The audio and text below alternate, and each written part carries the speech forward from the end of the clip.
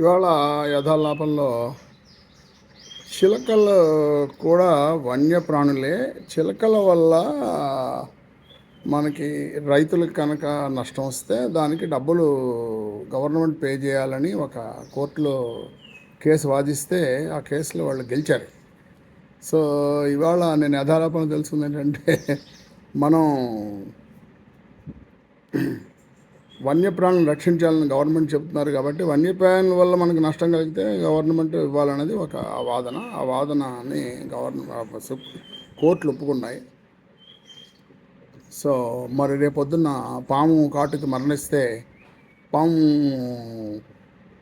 కాటు వల్ల మరణించిన వాళ్ళకి మరి కాంపెన్సేషన్ చేయాలంటారేమో మరి తెలియదు నాకు.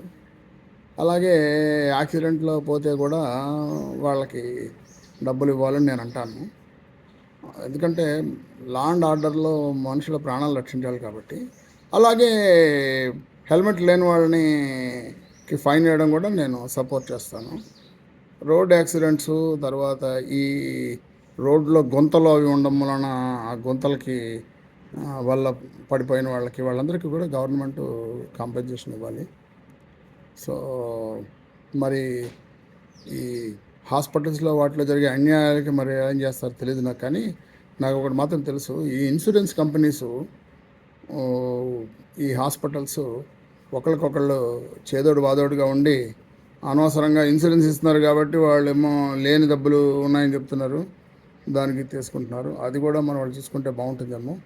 అంతకంటే ఇంకొక విచిత్రం ఏంటంటే ఈ మధ్యన గవర్నమెంటు బ్యాంకుల్లో ఈ అకౌంట్లు ఓపెన్ చేసేసి ఆ ఓపెన్ చేసేసిన తర్వాత వాళ్ళు మన దగ్గర డబ్బులు తీసేసుకుంటారు. సైబర్ క్రైమ్లో వాళ్ళు క్లోజ్ చేసేస్తారు.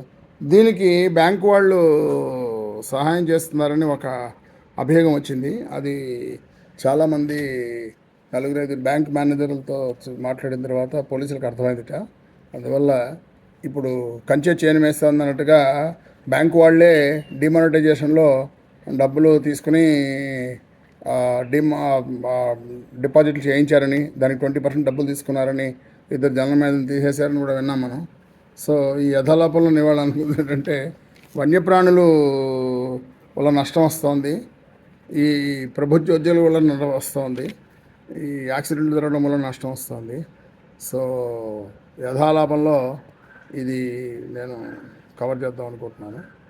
కంచె చేను మేస్తే మనం ఏం చేయాలి అన్నది ఆలోచించాల్సిన విషయం. Signing off Rajasekhar పొలప్రేడ.